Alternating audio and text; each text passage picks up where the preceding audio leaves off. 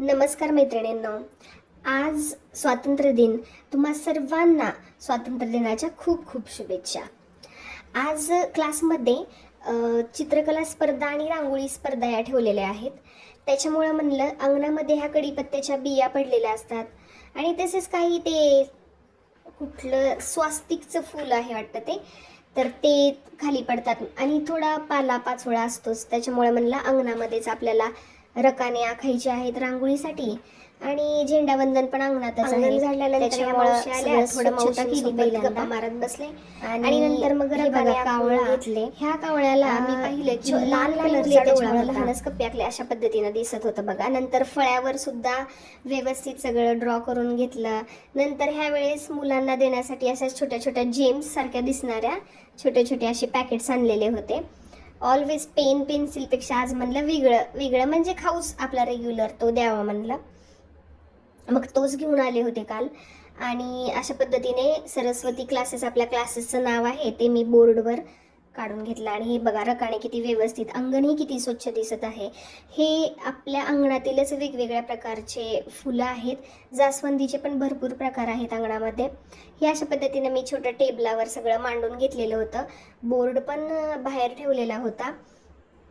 फुलं तर खूप छान आणि फ्रेश दिसत होती. आणि हे पण मी छान पद्धतीनं ट्रेमध्ये आणि ह्याच्यामध्ये मांडलेलं होतं. अंगण पण झाडलं ना, अंगण पण खूप स्वच्छ दिसतं. आणि असे प्रत्येक कप्प्यामध्ये मी नंबर पण टाकलेले होते.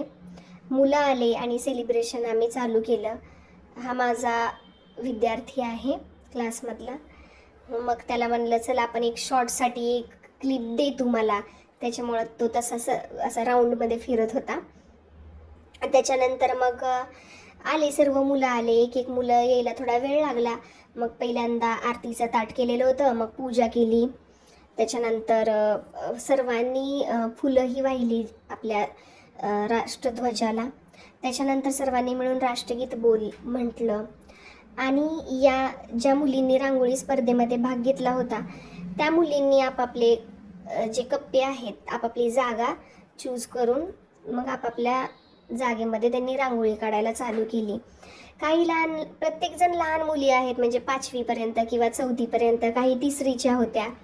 आपापल्या पद्धतीनं त्यांनी चांगला प्रयत्न केलेला आहे. त्याच्यामुळं ही तर मुलगी जी आहे ही 1लीची आहे, ही 2रीची आहे, ही पण 2रीची आहे, ही 5वीची आहे. प्रत्येकाने खूप छान प्रयत्न केलेला होता.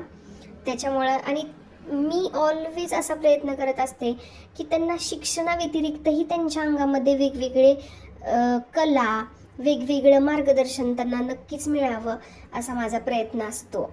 त्याच्यामुळं मुलांनाही खूप आनंद होतो. आणि हे काही मुलं होते बाहेर ऊन लागत होतं, त्याच्यामुळं मग हे जे मुलं होते 3रीपर्यंतचे तर त्यांना चित्रकलेच्या स्पर्धेसाठी आतमध्येच बसवलेलं होतं. आणि मग त्यांनी काही जे दोघं छोटे मुले होते ना तर त्यांना रडायला लागले की त्यांना झेंडा काढता येईना. मग त्या मुलांनाही झेंडा काढून दिला आणि मग त्यांना बोलले की तुम्ही फक्त रंग द्या. मग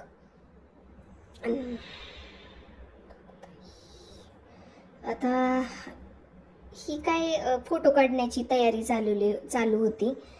काही मुलं अजून येण्याची वाट बघत होतो आम्ही.